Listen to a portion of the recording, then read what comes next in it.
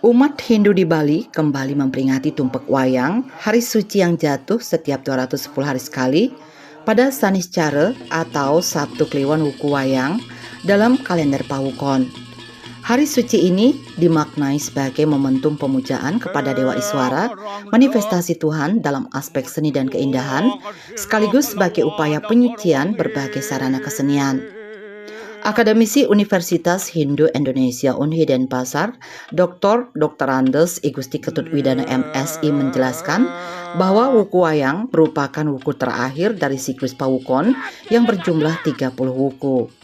Karena itu, Tumpek Wayang juga dipandang sebagai momentum evaluasi dari rangkaian tumpek-tumpek sebelumnya. Tumpek Wayang yang jatuh pada setiap 210 hari sekali pada Saniscara Kliwon Wuku Wayang.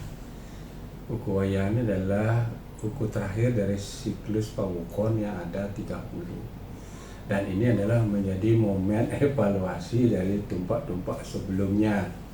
Artinya apa? Kalau kita cermati Tumpek Wayang itu, pertama secara teologi dulu.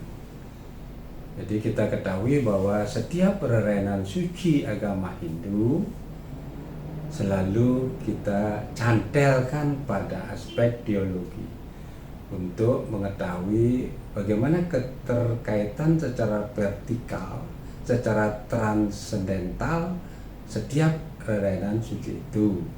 Nah, seperti halnya Tumpek Wayang ini secara teologis adalah momen ritual pemujaan kepada Sang Hyang Iswara atau Dewa Iswara yang dikenal sebagai Dewa Kesenian, Dewa Keindahan.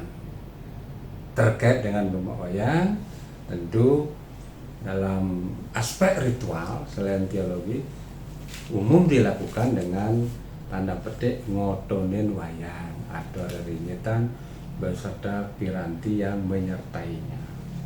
Nah itu, kemudian kalau kita kupas secara filosofi, mengacu pada perkembangan zaman dulu ya, kita ketahui sebenarnya kehadiran atau keberadaan wayang itu sudah ada sejak zaman pra-Hindu, yaitu apa yang disebut dengan salah satu unsur kebudayaan universal, wayang, yang ditafsir sebagai usaha manusia saat itu untuk membayangkan, bayang dan wayang. Artinya kita sedang membayangkan bagaimana keberadaan yang di zaman itu kan kepercayaan yang kuat adalah kepercayaan roh, arwah, leluhur. Sehingga dalam upaya membayang-bayangkan itu muncullah kemudian bentuk seni wayang. Jadi usaha untuk membayangkan. Dan di situ juga tercermin sekaligus merefleksikan siapa diri kita, terkhusus pada karakteristik diri kita. Karena kalau kita mengacu lebih jauh ke seni pementasan wayang, tentu ada lakonnya, ada sumber ceritanya, ada lakon yang diangkat, tema, topik, dan sebagainya. Dan yang umum kita saksikan sebagai bentuk tontonan yang mengandung tuntunan, wayang itu menampilkan setidaknya yang sering menjadi lakon adalah kisah Mahabharata misal, atau bisa juga Ramayana. Seiring perkembangannya, pertunjukan wayang tidak hanya menjadi tontonan, tetapi juga syarat dengan tuntunan moral dan filosofi kehidupan. Di dalam pementasan wayang, terdapat lakon dan sumber cerita yang syarat makna. Hal tersebut sekaligus merefleksikan karakteristik diri manusia karena setiap cerita yang diangkat mengandung pesan moral bagi kehidupan. Jadi pementasan wayang tidak sekedar kita tonton, tetapi di dalamnya ada tuntunan nilai. Artinya adakah kita di dalam wayang itu gitu? Adakah kita di dalam karakter wayang itu? Karena secara teologi dalang itu sejatinya adalah ada dalang yang agung, sang dalang agung, yaitu Hyang Widi sendiri. Apalagi kalau kita mengacu pada pandangan-pandangan para bijak, sejatinya hidup di dunia ini adalah panggung sandiwara atau dikaitkan dengan teori dramaturgi Erving Goodman itu sejatinya kita itu di depan panggung kita sedang mementaskan sesuatu yang sudah disetting perannya.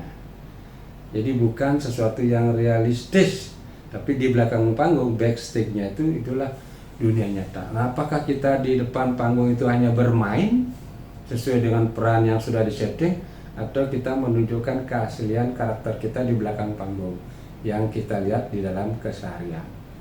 Lebih lanjut, ia menjelaskan, tumpeng wayang juga erat kaitannya dengan kisah mitologi Dewa Kumara.